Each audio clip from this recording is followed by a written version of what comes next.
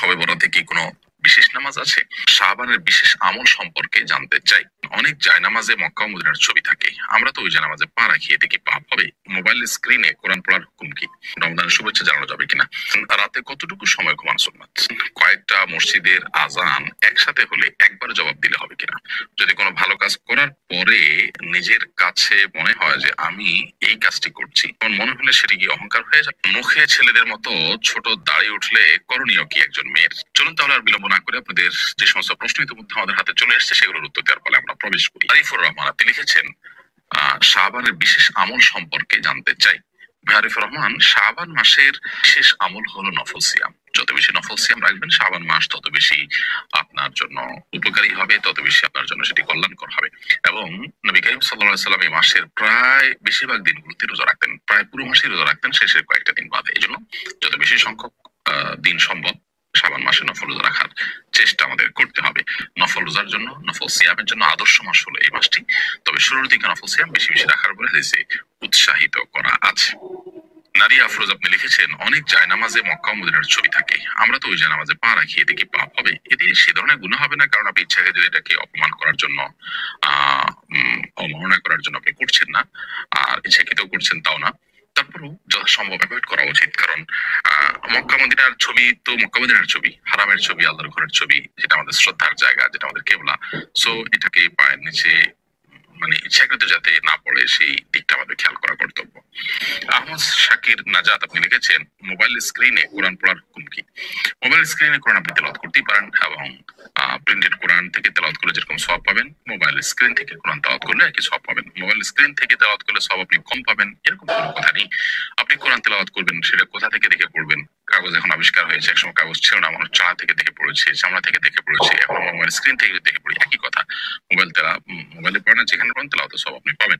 তবে মোবাইল স্ক্রিনে তেলাওয়াত করার সময় উযু লাগবে কিনা? অনেক ওলামা একরাম উযু লাগবে বলেছেন। আমার কাছে উযু লাগবে না যে মতটি যে ওলামা একরাম বলেছেন সেটি অধিকতর শক্তিশালী মনে হয়, কারণ হলো প্রথমত এটি সফট কপি না, সরি এটি হার্ড কপি না, যার কারণে এটিকে আমরা চাইলেও ধরতে পারবো না, এটা ধরার মতো জিনিস না, স্পৃশ্য না। দ্বিতীয়ত এটার উপরে সেন্সর, তার উপরে আবার গ্লাস থাকে, সব মিলিয়ে সবচেয়ে বড় কথা, এটা স্পর্শ করার মতো না, বিধায় এটা ধরলে উযু ভঙ্গ হবে না। সরি, ওইটা যদি ধরে তেলাওয়াত করা হয় তাহলে উযু না থাকলেও গুনাহ হবে না, তবে উযু করে তেলাওয়াত করা তো সন্দেহাতীতভাবে উত্তম বলাই বাহুল্য। আলমগীর শেখ এর দিকে আপনি লিখেছেন, রমজানের শুভেচ্ছা জানানো যাবে কিনা? রমাদান উপলক্ষে আমরা যদি একে অন্যকে অভিবাদন জানাই, তো সেক্ষেত্রে সেটা একটা জায়েজ এবং মুবাহ কাজ হবে। মনে রাখতে হবে এটি না সুন্নাহ, না আদতের অংশ, না কোন নির্দেশিত বিষয়। জাস্ট আমাদের আঞ্চলিক কোন সংস্কৃতি থাকলে সেটার অংশ হিসেবে আমরা এটা করতে পারি, হিসেবে করলে সেটি বিদআতে পরিগণিত হতে পারে। তবে হ্যাঁ, রমাদান শেষ হয়ে গেলে তখন আমরা রমাদানের যে শুভেচ্ছা সাহাবায়ে কেরাম আদান প্রদান করতেন, তাকাব্বালাল্লাহু মিন্না ওয়া মিনকুম, এই টাইপের যে শুভেচ্ছাগুলো আছে সেগুলো আমরা একে অন্যকে জানাতে পারি, এবং একে অন্যের প্রতি সেটি আমরা নিবেদন করতে পারি। আইমান আল রাজি আপনি লিখেছেন, রাতে কতটুকু সময় ঘুমানো সুন্নাত?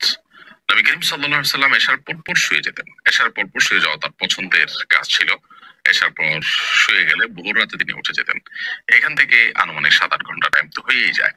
ঘুমাই তাহলে সেক্ষেত্রে সুন্নাহ সম্মত, এটাকে নির্দিষ্ট ঘন্টার আলোকে আনা কঠিন। আল্লাহ তাআলা কোরআনে কারীমে অবশ্য তার রাসূল সাল্লাল্লাহু আলাইহি ওয়াসাল্লামকে নির্দেশ করেছেন, কুমিল লাইলা ইল্লা কালিলা নিসফাহু ওয়া বিনকুস মিনহু খিলায়া। রাতের অর্ধেক আপনি ঘুমান অথবা তার চাইতে একটু কমান। নবী সাল্লাল্লাহু আলাইহি ওয়াসাল্লামের জন্য যে নির্দেশ ছিল সেটি হলো তিনি রাতের বেশি ভাগ অংশ জুড়ে আল্লাহর ইবাদত করতেন, আপনার তেলাওয়াত করতেন, তাহাজ্জুদের সালাত আদায় করতেন। বাট এমনিতে তার সুন্নাহ হলো এশার পর শুয়ে যাওয়া। আমরা ভোর রাতে যার যতটুকু তৌফিক হলো তাহাজ্জুদ পড়ার নিয়ত করে উঠবো, যদি সেটা না পারি অন্তত ফজরের আগে উঠে যাবো ইনশাআল্লাহ তাআলা। তো রাতে তাড়াতাড়ি শোয়াটাই হলো সুন্নাহ এবং সবচেয়ে মূল বিষয়। ওয়াজিফা আলামিন আপনি লিখেছেন, কয়েকটা মসজিদের আজান একসাথে হলে একবার জবাব দিলে হবে কিনা? কয়েকটা মসজিদের আজান যদি একত্রে হয়ে যায়, তাহলে সেক্ষেত্রে প্রথম যেই মসজিদের আজান আপনি শুনবেন সেটার জবাব দিলে ইনশাআল্লাহ বিদিল্লাহ আপনি দায়মুক্ত হবেন এবং আপনার দায়িত্ব আদায় হয়ে যাবে। তবে আপনি এটা লক্ষ্য রাখবেন যে প্রথম কোনটা আপনি শুনছেন, আপনার কানে আসছে, সেটাই হলো মূল বিষয়। ইনশাআল্লাহ বিদিল্লাহ এতে আপনি দায়মুক্ত হয়ে যাবেন। ওয়ালিদ হাসান আপনি লিখেছেন, যদি কোনো ভালো কাজ করার পরে নিজের কাছে মনে হয় যে আমি এই কাজটি করছি, এমন মনে হলে সেটি কি অহংকার হয়ে যাবে? যে কোনো ভালো কাজ করার সময় আমাদের মধ্যে যে এক ধরনের আনন্দের অনুভব হয় সেটি স্বাভাবিক, এর কারণে আমাদের কোনো দোষ হবে না। তবে মনে রাখা উচিত যে আমার আগে থেকে সদিচ্ছা থাকবে, আমি কাউকে জাহির করব না, প্রকাশ করব না। কেউ জেনে গেছে, দেখে গেছে, বাট করার পর আমার মধ্যে পরিতৃপ্তি আসছে, আলহামদুলিল্লাহ। এটার জন্য আল্লাহর কাছে শুকর আদায় করতে হবে, এবং এটা যে ক্রেডিট সেটি আল্লাহকে নিবেদন করতে হবে যে আল্লাহ তাআলা আমাকে তৌফিক দিয়েছেন, তাহলে দেখবেন ইনশাআল্লাহ নিজের মধ্যে অহংকার আসবে না। ভালো লাগা কাজ করাটা, শুকরিয়ার মানসিকতা যদি থাকে, আল্লাহর কৃতজ্ঞতা আদায় করা হয়, তাহলে ইনশাআল্লাহ বিদিনিল্লাহ এটাকে অহংকার হিসেবে গণ্য করা হবে না। নাহিদা মাহবুব লিখেছেন, মুখে ছেলেদের মতো ছোট দাড়ি উঠলে করণীয় কি একজন মেয়ের? যদি ছেলেদের মতো এরকম দাড়ি উঠে এবং সেটি মতো দৃশ্যমান থাকে, তাহলে সেক্ষেত্রে সেটিকে রিমুভ আপনি করতে পারেন। সেটি বিউটি পার্লারে গিয়ে হোক, কোনো ডাক্তারের কাছে গিয়ে হোক, অথবা আপনি নিজে সেটাকে ফেলে দিতে চান, যে কোনো মূল্যে আপনি এটাকে ফেলে দিতে পারেন, উফরে ফেলতে পারেন, যাতে আর না উঠে সে ব্যবস্থা নিতে পারেন। কারণ একজন মেয়ের সাধারণত দাড়ি উঠে না, অতএব মেয়েদের দাড়ি উঠাটা এটা এটা নিশ্চয়ই তার কোন একটা শারীরিক কোন একটা সমস্যার কারণে, অতএব সেটি দূর করাটা তার জন্য জায়েজ আছে, কোনো অসুবিধা নেই। ভাই মোহাম্মদ আলী, আপনি ইন্ডিয়া থেকে প্রশ্ন করেছেন, ধন্যবাদ আপনাকে। মুস্তাজাবুদ দাওয়াহ মানে হলো যাদের দোয়া কবুল হয়। আল্লাহ সুবহানাহু ওয়া তাআলার কিছু বান্দা আছেন যাদের দোয়া আল্লাহ রাব্বুল আলামিন ফিরিয়ে দেন না। খুব সৌভাগ্যবান মানুষ এই শ্রেণীর মানুষেরা। মুস্তাজাবুদ দাওয়া কিভাবে হবে, যে আপনি দোয়া করবেন আল্লাহ তাআলা সাধারণত আপনার দোয়া ফিরিয়ে দিবেন না, এটা কিভাবে হবে? এই বিষয়ে একজন সাহাবীর মধ্যে একজন সাহাবী ছিলেন, যিনি কোন দোয়া করলে সেটি সাধারণত ফিরিয়ে দেওয়া হতো না। অন্যান্য সাহাবীরা তার কাছে এসে জিজ্ঞাসা করতেন যে কিভাবে আপনার মতো আমরা মুস্তাজাবুদ দাওয়া হতে পারবো। তখন তিনি একটা কথা বলেছেন, অতএব মাতাআমাকা তাকুন মুস্তাজাবুদ দাওয়া, তোমার খাদ্যকে তুমি হালাল করো, তাহলে তুমি মুস্তাজাবুদ দাওয়া হয়ে যাবে। অর্থাৎ তোমার উপার্জন, তোমার খাদ্য যদি হালাল থাকে, তাহলে আল্লাহর কাছে তোমার দোয়া খুব দ্রুততার সাথে কবুল হবে। যাদের খাবার, যাদের উপার্জন যত পিওর হয়, যত নির্ভেজাল হয়, যত ঝামেলা মুক্ত হয়, যত ফ্রেশ হয়, যত হালাল হয়, যত পবিত্র হয়, তাদের দোয়া আল্লাহ তাআলার কাছে তত বেশি কবুল হয়। খাবারের ক্ষেত্রে পবিত্রতা এবং পরিচ্ছন্নতা, এখানে পরিচ্ছন্নতা বলতে আমি বাহ্যিক পরিচ্ছন্নতা বোঝাচ্ছি না, হারাম থেকে, হারামের লেশ থেকে, এবং আর্টিফিশিয়াল সবকিছু থেকে, এমনকি আপনার সুন্নাহসম্মত খাবার, স্বাস্থ্যসম্মত খাবার, হালাল তো বটেই ডেফিনেটলি, এই বিষয়গুলোকে নিরূপণ করা এবং খাবারের ক্ষেত্রে সুন্নাহ মেনটেন করা, 3 ভাগের 1 ভাগ খাওয়া, 1 ভাগ পানি 1 ভাগ খালি রাখা, ওযর পূর্ণ করে না খাওয়া, বেশি পরিমাণ রোজা রাখা। খাবারের ক্ষেত্রে নবী সাল্লাল্লাহু আলাইহি সাল্লামের যে পরিমাণ, তার যে পদ্ধতি, তার যে বিষয়গুলো আছে, সেগুলোকে যত বেশি আমরা মেনটেন করতে পারবো, তত বেশি আমরা মুস্তাজাবুদ দাওয়া বা আল্লাহর কাছে আমাদের দোয়া কবুল হওয়ার উপযুক্ত আমরা হতে পারবো। তো এই বিষয়টির জন্য আমাদের সংগ্রাম চালানো উচিত, এই বিষয়টার জন্য আমাদের সচেষ্ট হওয়া উচিত। আমরা বেশিরভাগ মানুষই কোনো না কোনো ভাবে আমরা হয়তো বেজালে ঢুকে যাচ্ছি, অনেক বেশি খাবার খাচ্ছি, যেখানে যাচ্ছি সেখানে খাচ্ছি, কি খাচ্ছি না খাচ্ছি, এটা করতে গিয়ে এসছে, এর পেছনের ইতিহাস কি, ঝামেলার জায়গাটা কোথায় থাকতে পারে, অনেকগুলো ব্যাপার এখানে সম্পৃক্ত।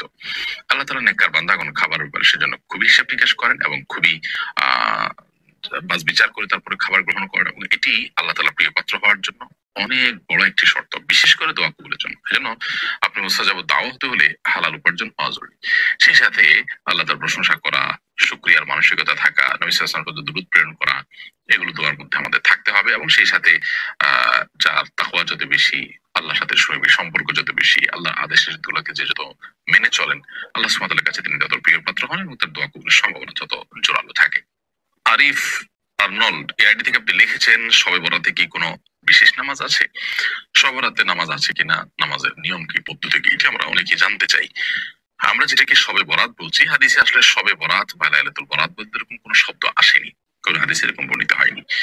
এটির হাদিসে যে নামটি এসেছে সেটি হলো লাইলাতুন নিসফি মিন শাবান বা মধ্য শাবানের রজনী, মধ্য শাবানের রাত।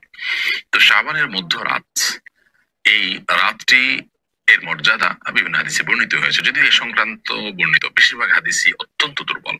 তবে যেটুকু গ্রহণযোগ্যতার লেভেল পর্যন্ত যায়, তা হলো এই রাতে আল্লাহ রাব্বুল আলামিন বান্দাকে সাধারণ ক্ষমা ঘোষণা করেন, হিংসুক এবং অন্যের প্রতি শত্রুতা, বিদ্বেষ এবং হিংসা পোষণকারী ব্যক্তিরা ছাড়া আল্লাহ তাআলা সাধারণ ক্ষমা ঘোষণা করেন। সেই হিসেবে এই রাতে আমরা আল্লাহ সুবহানাহু ওয়া তাআলার কাছে সাধারণ ক্ষমা ঘোষণার জন্য সচেষ্ট হতে পারি। আগে থেকে আমরা নিজেদেরকে হিংসা এবং শিরক থেকে মুক্ত রাখতে পারি, পরিচ্ছন্ন রাখতে পারি, যাতে করে আমরা আল্লাহ সুবহানাহু ওয়া তাআলার সাধারণ ক্ষমার উপযোগিতা আমাদের মধ্যে তৈরি করতে পারি।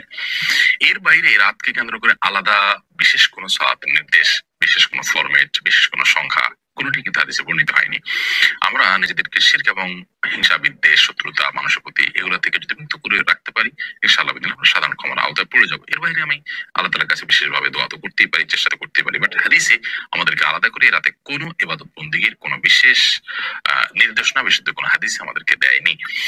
অতএব যারা মনে করেন যে সব রাতের নামাজ এত রাকাত, প্রত্যেক রাতে সূরা এতবার পড়তে হবে, এগুলো নেহায়েতই আমাদের নিজেদের বানানো। এরকম কোন ফরম্যাট হাদিস আমাদেরকে ঠিক করে দিয়ে না নবী সাল্লাল্লাহু আলাইহি ওয়াসাল্লামের, না কোরআন কারীমে এটা ঠিক করে দেওয়া হয়েছে। বিধায় সবাইকে কেন্দ্র করে হালুয়া রুটি খাওয়া আরো যে সমস্ত বিষয়গুলো আছে এগুলো পরিত্যাজ্য বিষয়, এগুলো বিদআতে পরিগণিত। তবে